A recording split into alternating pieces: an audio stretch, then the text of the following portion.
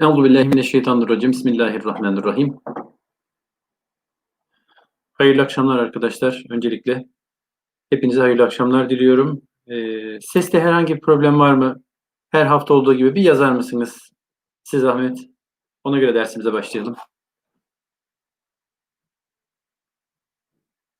Sesim geliyor mu?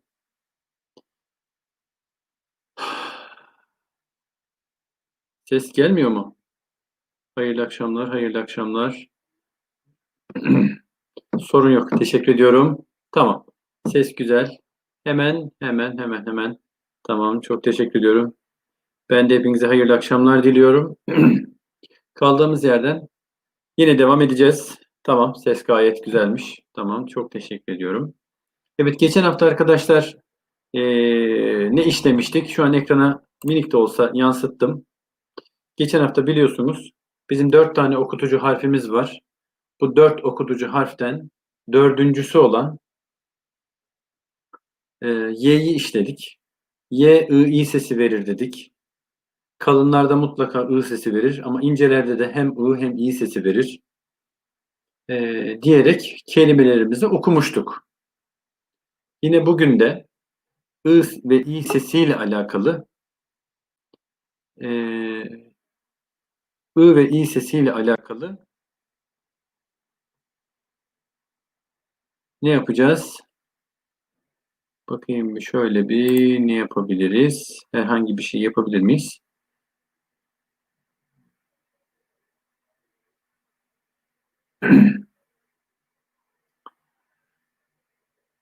Evet, I ve I sesiyle alakalı bugün kelime örnekleri geçen hafta işlemiştik.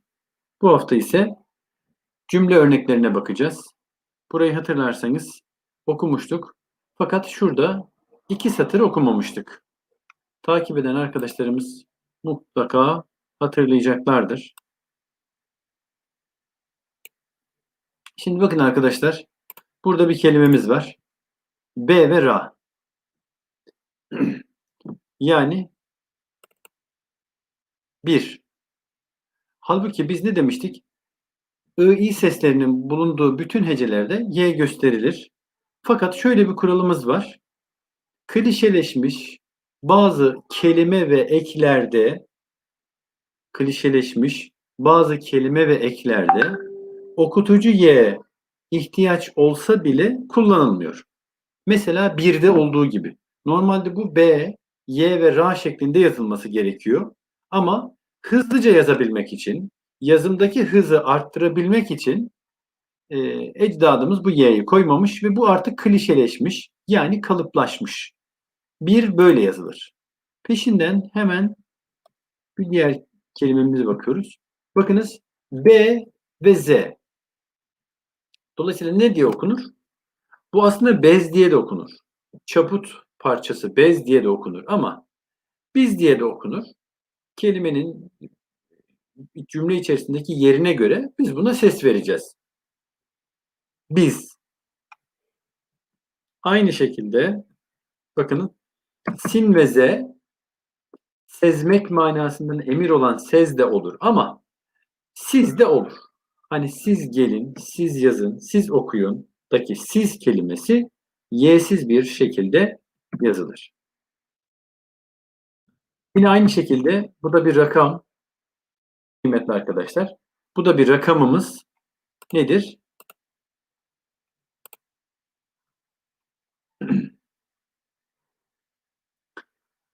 Bu da bir rakam 8. Hayırlı akşamlar diliyorum.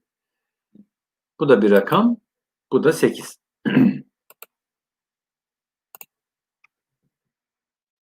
Öyle bir başka y ihtiyacı olan ama y yazılmayan bir harf, bir kelimemiz dal, yumuşak g ve lam. Dal, yumuşak g ve lam. Kef üstüne çift çizgi gelirse yumuşak g şeklinde okunur diye daha önceki derslerimizde zaten biliyorsunuz söylemiştik. Bu da ne oluyor? D yumuşak G ve lamla bittiği için değil. Aleykümselam Emre Gündüz Bey. Değil kelimesi de bu şekilde yazılıyor arkadaşlar. Yani bunlara ne diyoruz? Klişeleşmiş bazı kelime ve eklerde okutucu Y ihtiyaç olsa bile kullanılmıyor.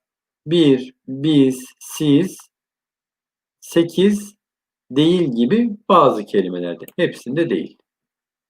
Bir de şöyle bir kuralımız var. Bakınız. Burası ne diye? Aleykümselam. Teşekkür ediyorum. Sizlere de hayırlı akşamlar. Dal, ye, mim ve kef. Biz kural olarak demiştik ki y, i sesleri verir.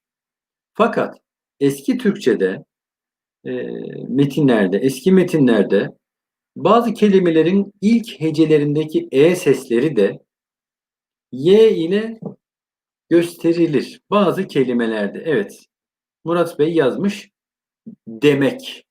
Normalde dimek diye yazılır, demek diye okunur. Dimek diye yazılır, demek diye okunur. Böyle bir 5-6 tane kelime var. Bunların yazımını gördüğümüz an dedim, dedi, dediler hepsi D ile yazılacak. Yani Y ile yazılacak. Bunu unutmuyoruz. Bir başka yine ilk hecesinde E sesi olan ama Y ile yazılan kelime ne oluyor bu? Burada da yine E sesi var.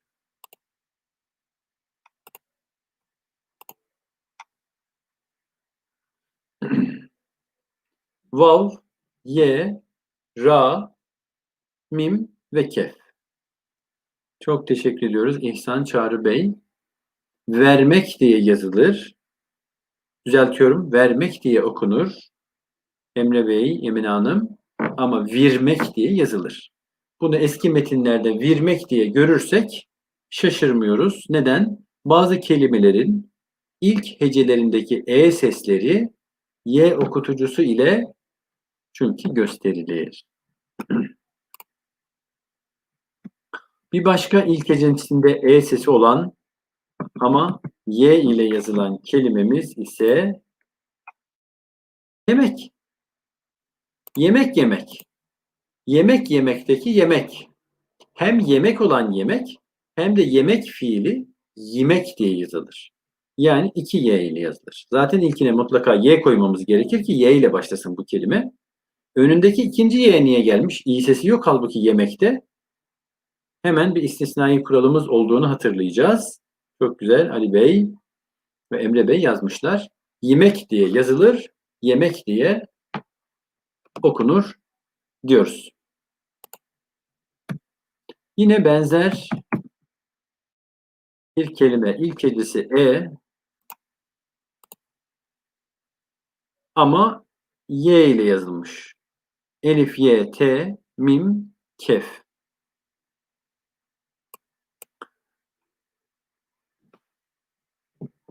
Etmek kelimesi. Eder, ider diye yazılır. Etti, itti diye yazılır. İtmek, etmek diye okunur. İtmek diye yazılır. Bu itmek olan, fiil olan da böyle yazılır. Başka türlü yazılmaz. Ama bunu gördüğümüzde etmek, teşekkür ettim, teşekkür etti gibi eğer etmek fiilini kullanacaksak biz böyle bu şekilde yazacağız ya da bu şekilde gördüğümüzde e sesini okuyarak vereceğiz. Bir diğer son örneğimiz ise ilk hecesinde e sesi olan ama y ile yazılan teşekkür ediyorum Fatma Hanım, İhsan Çağrı Bey, Ali Bey ve Emre Bey. İlk hecesinde e sesi olan ama y ile yazılan bir başka kelimemiz ise erken. Erken kalkmak. Erken davranmak. Evet Emine Hanım ve İhsan Bey de aynı şekilde görüşlerini yazmışlar. Erken kelimesi de irken diye yazılır. Erken diye okunur. Diyerek kıymetli arkadaşlar biz cümlelerimize geçelim.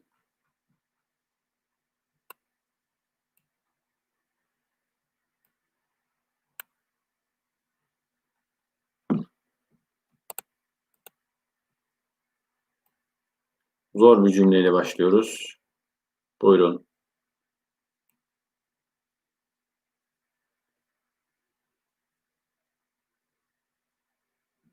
Kelime kelime mi gideyim yoksa cümlenin tamamını mı göstereyim? Siz nasıl isterseniz öyle yapayım. Herhalde cümlenin tamamı görünsün. Parça parça okumaya çalışalım. Bakalım ilk kelimemiz ne? Elif, ye, şın, lam ve kef bir kelime.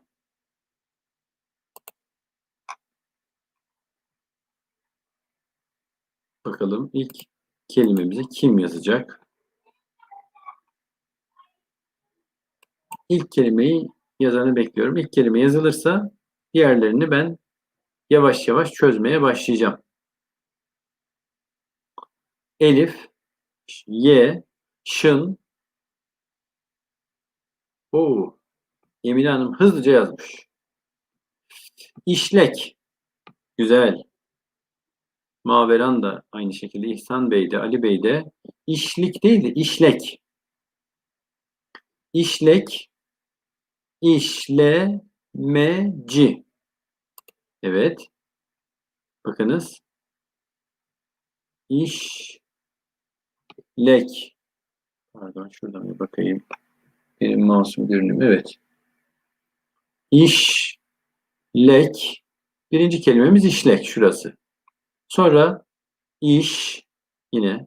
İşle. İşleme. İşlemeci. İşlek işlemeci. Yine işle başlıyor. İş. Lam. Ra ve ye. İşleri. İşlek. İşlemeci. İşleri. Evet. İşleyerek. İşlek işlemeci. Evet. İşlek işlemeci. İşleri. İşleyerek.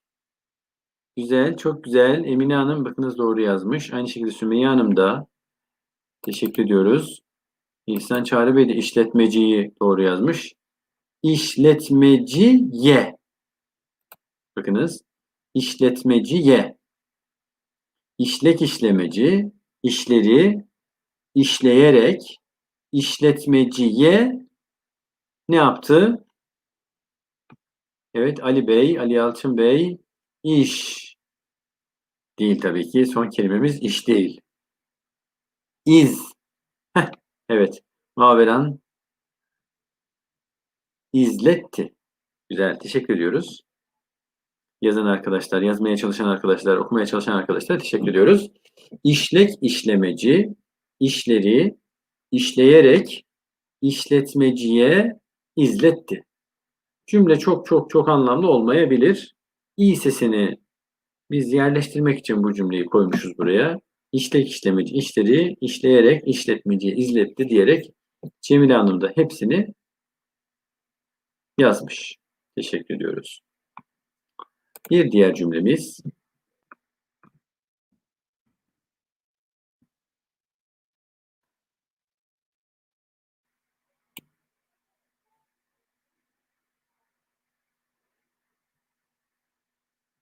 Buyurun.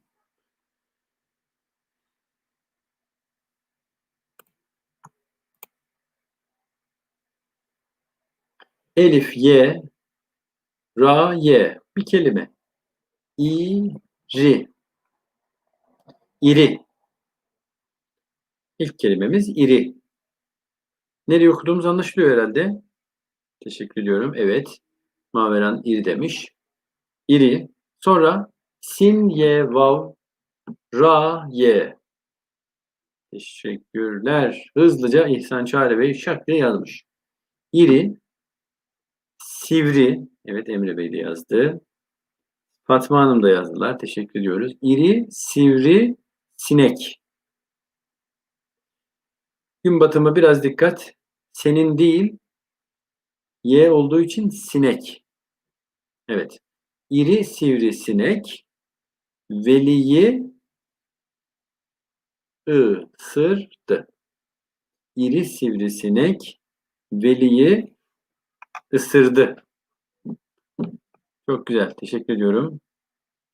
Gün batımı arkadaş herhalde fark ettiğiniz oradaki Y'yi S değil de S ile başlayacağı için sinek oluyor. Senin olsaydı şu Y olmazdı. Dediğiniz doğru olurdu. Bir alt cümleye geçiyoruz.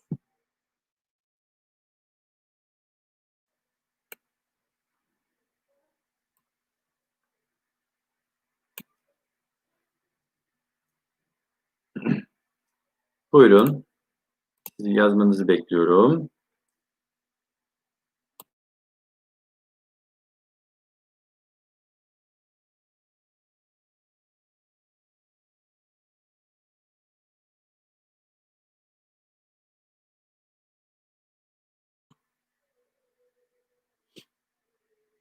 Bakalım nasıl bir kelime çıkacak? İlk kelimemiz nasıl bir kelime olacak? Güzel. Çok teşekkür ediyoruz. Oo, harika.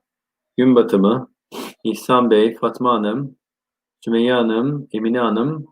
Teşekkür ediyoruz. Evet. Girinti. Girintili. Çıkıntılı. Kıyılar. Evet.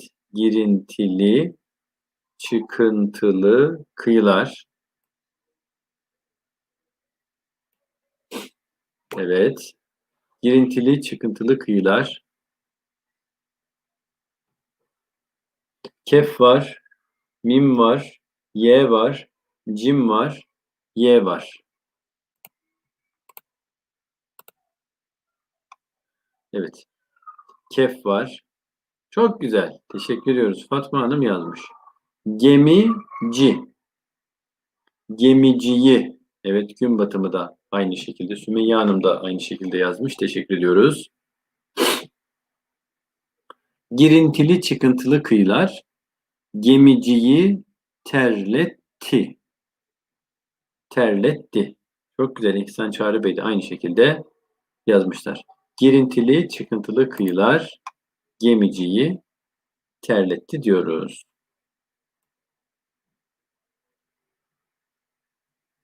Evet, şöyle.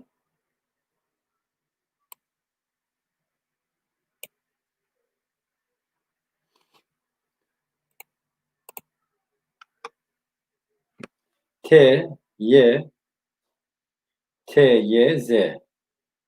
Ti, tiz. Titiz. Sonra titiz. Çok güzel. Fatma Hanım, Emine Hanım. Evet. Işıl. Elif, Y. Şın, Y. Lam. Evet. Sümeyye Hanım da aynı şekilde yazmış. Emre Bey de yazmış. Teşekkür ediyoruz. Titiz ışıl.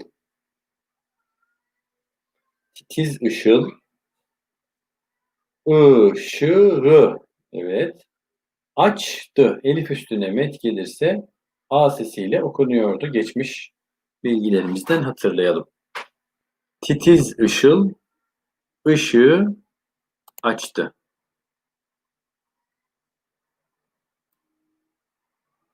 Şuradan başlıyoruz.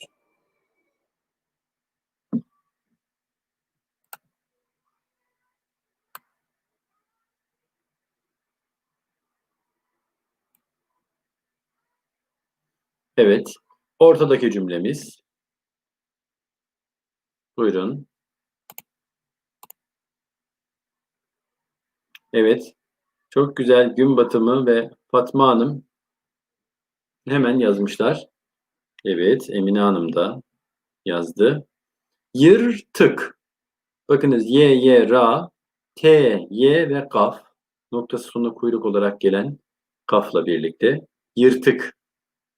Çok güzel. Evet.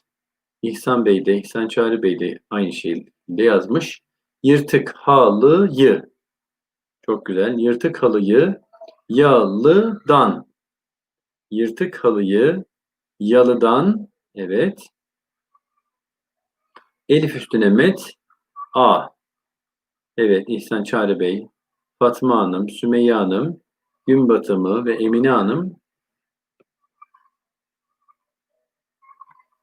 son kelimeye kadar, yüklemine kadar burayı çözmüşler. Yırtık halıyı yalıdan attılar diyerek yazan arkadaşlarımın hepsine teşekkür ediyoruz.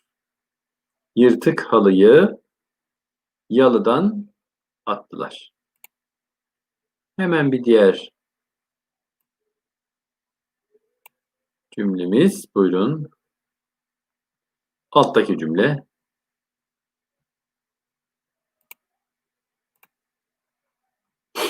Evet, Cemile Hanım da yazmış. Baştaki kelimemiz biraz önce istisna dediğimiz Y yazılması gerekiyor ama hızlı yazmak için yazılmamış. Bir. Evet. Bir dal ye, lam ye, mim. Bir dilim. Sonra P, Y, Nun, Y, Ra.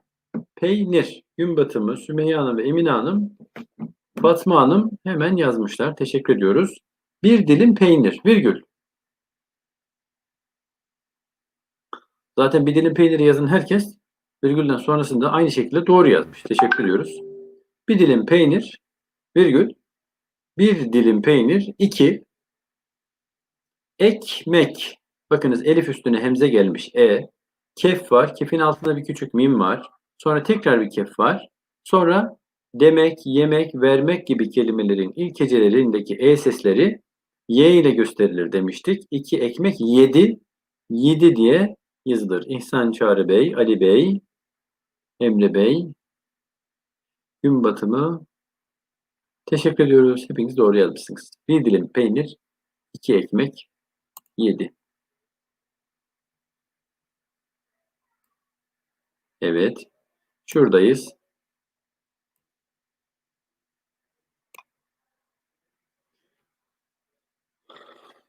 İlk kelimemiz hı ile başlıyor.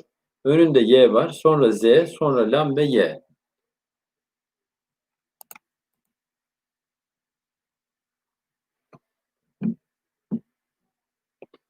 Hız, hızlı. Çok güzel. Teşekkür ediyorum Fatma Hanım. Hızlı. Hı, y, z, lam, y. Hızlı. Evet, Sümeyye Hanım da yazdı. Emine Hanım da yazdı. Teşekkür ediyorum. Hızlı gemi. Evet, hızlı gemi. Yılda. Değil mi? Y, lam, dal ve he. Yılda hızlı gemi. Yılda 2 milyon mil diyerek İhsan Çağrı Bey görmediğimiz lamı da okumuş oldu. Evet. Hızlı gemi yılda 2 milyon mil ne yaptı? Gitti. Hızlı gemi yılda 2 milyon mil gitti. Bir sonraki cümlemiz buyurun.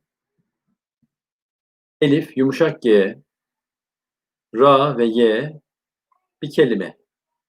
Dal, Y, Ra, Kef, Dal, He. Buyurun.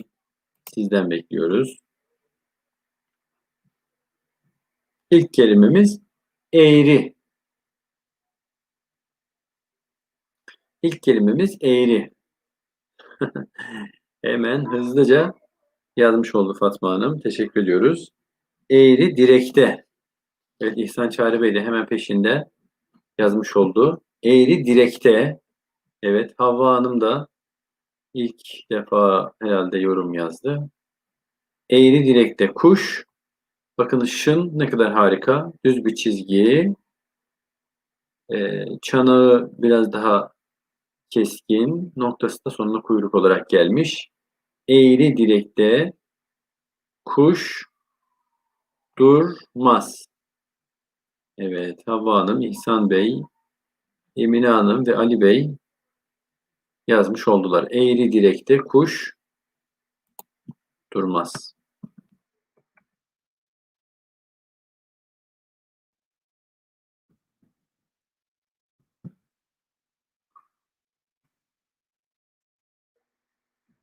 Buyurun. Elif, Y, Nun, Cim, He. Elif, Y, Nun, Cim, He. İlk kelimemiz ince.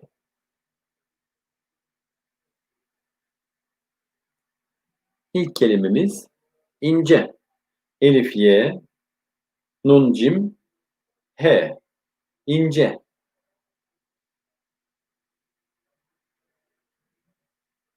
İkinci kelimeyi bekliyoruz.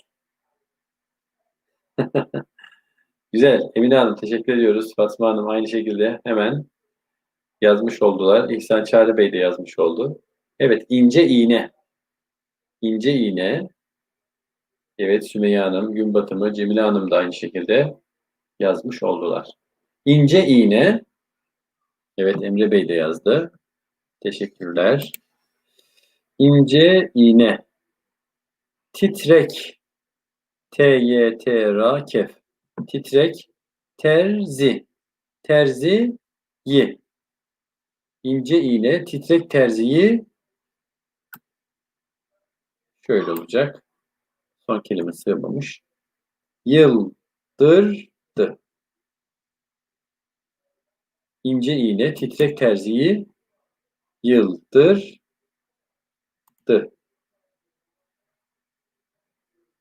Bir sonraki. Teşekkür ediyoruz. Hepiniz gelmişsiniz. Güzel arkadaşlar.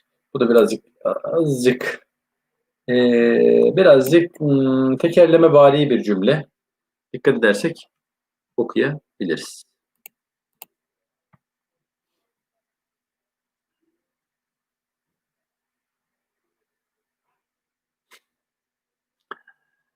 Ee, doğrudur. Kiminin klavyesi yavaş. Yıldırır değil de müstahar isim kullanan arkadaş yıldırdı. Sonu çıkmadığı için herhalde öyle gördünüz siz. Aşağıdaki cümlemizi okuyabiliyor musunuz? Kırgın. Çok güzel. Gün batımı. Teşekkürler Fatma Hanım, Emine Hanım. Kırgın. İlk kelime zordu gerçekten. Kırgın, kırıkçı. Evet, Sümeyye Hanım, gün batımı, Fatma Hanım, Emine Hanım bu zor cümlenin yarısını çıkarmışlar. Kırgın, kırıkçı. Virgül. Evet, İhsan Bey, Havva Hanım da teşekkür ediyoruz.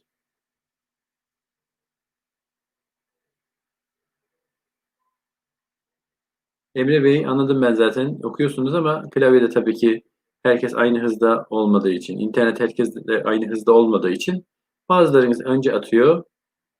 Kusurluk bir sıkıntı yok. Rica ederiz. Siz, yeter ki arada bir kelime bile yazmış olsanız o bile bizim için e, yeterlidir. Teşekkür ediyorum. Ali Bey de, Emre Bey de, İhsan Bey de, Cemile Hanım da yazmış oldu. Kırgın, kırıkçı.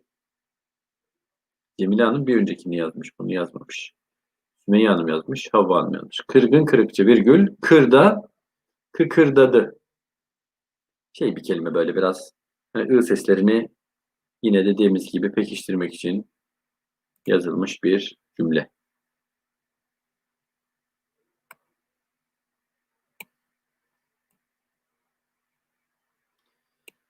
Evet, serin. İlk kelimemiz serin arkadaşlar. Sin, ra, ye, nun. Serin.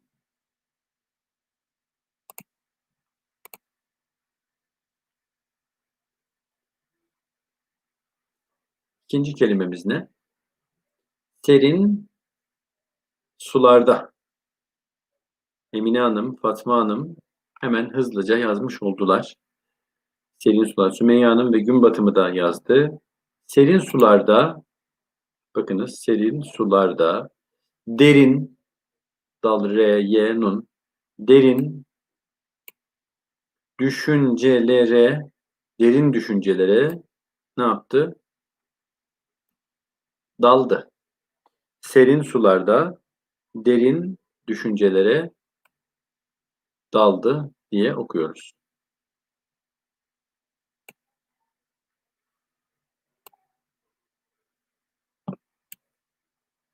Bir diğer cümlemiz şöyle. Buyurun. Teşekkürler Ali Bey, Emre Bey, Havva Bey, Havva Hanım, İhsan Bey, Sümeyye Hanım. Teşekkür ediyoruz. Bir diğer cümlemiz. Elif Y, P Y. Sondaki Y olmasaydı ip. Sonda Y olduğu için ipi. Evet.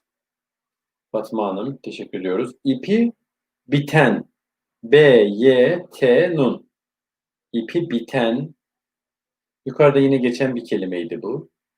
T, R, Z, Y. Terzi. Evet.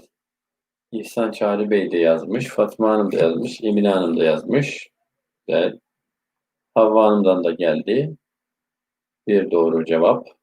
İpi biten terzi ne yaptı? İpek, iplik aldı. İpi biten terzi, ipek iplik aldı. İpi biten terzi, ipek iplik aldı diyerek okuyoruz bu cümlemizi de. Bir diğer cümlemiz. Elif üstüne met gelmiş A. Sonra kaf, ye, nun, te, ye, ye, he.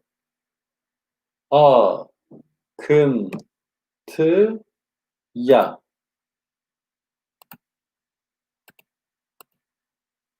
Akıntıya.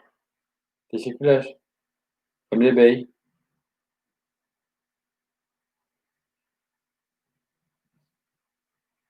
Akıntıya kapılan gemi. Güzel Emine Hanım. Havva Hanım da aynı şekilde. Evet, Havva Hanım bir sonraki kelimeyi de yazmış oldu. Sümeyye Hanım da yazdı. Akıntıya kapılan gemi, gün batımı da şu an yazdı. Kıyıya ne yaptı? Akıntıya kapılan gemi kıyıya ne yapmış oldu?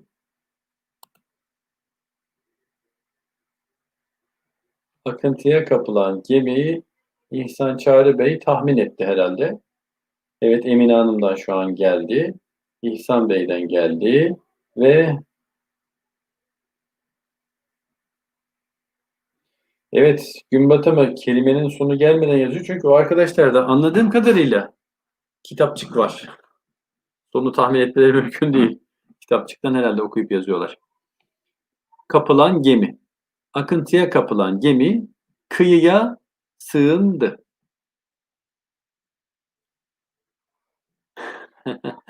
Tahmin. Güzel tahmin değil mi? Sonunu güzel tahmin ediyorlar. Akıntıya kapılan gemi kıyıya sığındı diyerek bir cümlemizi daha okumuş olduk. Buyurun. Bir cümle daha.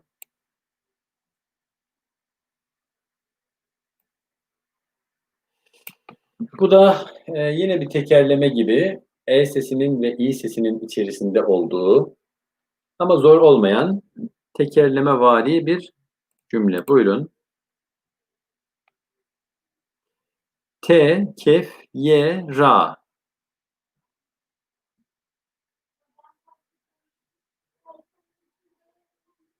Evet. Emine Hanım, Sümeyye Hanım. Yeliz Yıldız'ı ilk defa bugün yorum yapmış oldu. Daha önce de görüyorduk ama. Fatma Hanım. Fatma Hanım sonunu görmeden hepsini yazdı maşallah. Güven, bir keza. Güven 81, 80, 46, 46. Tekir kedi. Tekir kedi tenceredeki eti. Evet. Tekir kedi tenceredeki eti kendi bakınız tenceredeki eti kendi kendine, bakınız, kendi kendine ne yaptı?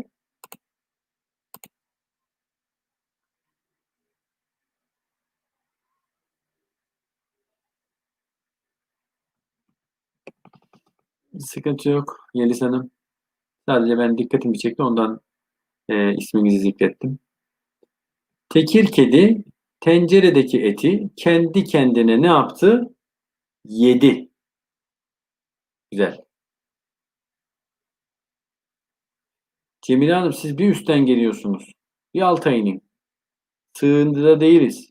Sığındının alt satırını okuyoruz. Şu an orası da bitti. Evet, bazı arkadaşlarımız kitaptan çalışmış. Evet.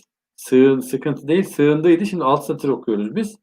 Dikkat edin. Bir sonraki satıra geçeceğiz şimdi. Evet. Tekir kedi tenceredeki eti kendi kendine yedi. Diyerek i sesini pekiştirmiş olduk bu kelimemiz, bu cümlemizde de.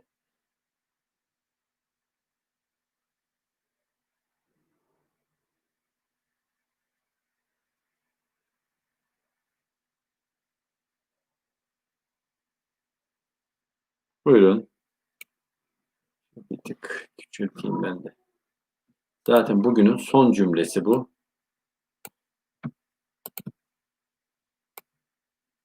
Şöyle yapayım. Ben kendimi de oradan alayım. Son satır. Buyurun.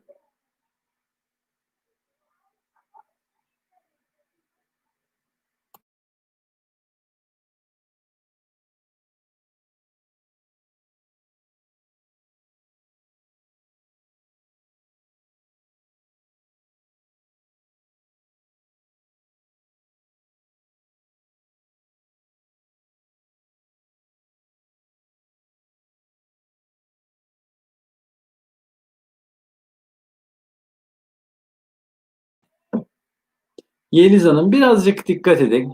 Güzel. Yani genelde güzel okumuşsunuz ama birazcık dikkat edin. Küçük. İlk kelimemiz küçük. Vurdu olmadı. Oldu oldu. Vurdu oldu. Sondaki vurdu urdu diye yazılır. Sonunu doğru okuduğumuza göre urdu kelimesi vurdu diye okunur. Urmaktır aslı. Vurdu diye zamanla değişmiş, lisanımıza girmiş. İlk kelimemiz küçük. Küçük kürekçi. Bakınız. Küçük kürekçi. Evet. Üçüncü kelimemiz gayet kolay. Uğurlu. Evet. Küçük kürekçi. Uğurlu kürkçüye. Biraz böyle, bu da tekerleme vari, telaffuzu zor bir cümle olduğu için ben mecburen yardım etmeyi istedim. Küçük kürekçi, uğurlu kürkçüye kürekle kürekle vurdu. Vurmak olduğu için öncesi kürk olmaz. Kürek olur. Ama tabii böyle bir cümle çok çok çok çok zor karşımıza gelir. Çünkü kürek, kürk, kürekçi çok böyle birbirine yakın kelimeler. Ama önemli olan burada u sesi, ü sesi, i sesini güzel yerleştirebildik mi? Gördüğümüz kadarıyla da herkes bunu çok güzel yerleştirmiş. Teşekkür ediyoruz. Zaten haftaya artık daha anlamlı atasözleri okuduğumuzda siz de göreceksiniz. Çorap söküğü gibi başını okuduğumuzda sonu hemen gelen atasözlerini okuyacağız. Siz de çok şaşıracaksınız. Çatır çatır okuyacağız, okuyabileceğiz. İnşallah Allah nasip ederse. Yine şu kitapçıktan devam edeceğiz. Ben şöyle kitapçığı göstermiş olayım. Her hafta gösterdiğim gibi. Sayfamız gün batımının sorusuna da cevap verip bugünkü dersimizi bitirelim. Kürkçü ile kürekçiyi nasıl ayırt edeceğiz?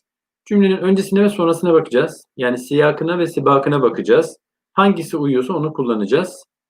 Burada özellikle karıştıralım diye böyle zor sormuşlar. Bu tarz böyle karma karışık genelde gelmez.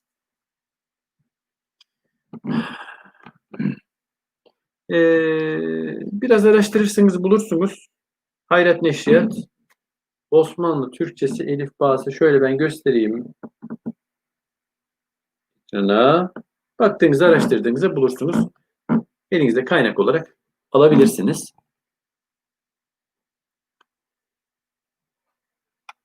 Evet. Hepinize çok teşekkür ediyorum. Bir pazartesi akşamı daha dersimizi burada bitirmiş oluyoruz. Haftaya yine pazartesi akşamı görüşmek ümidiyle Allah'a emanet olunuz. Allah sizlerden de razı olsun. Hayırlı akşamlar diliyorum hepinize.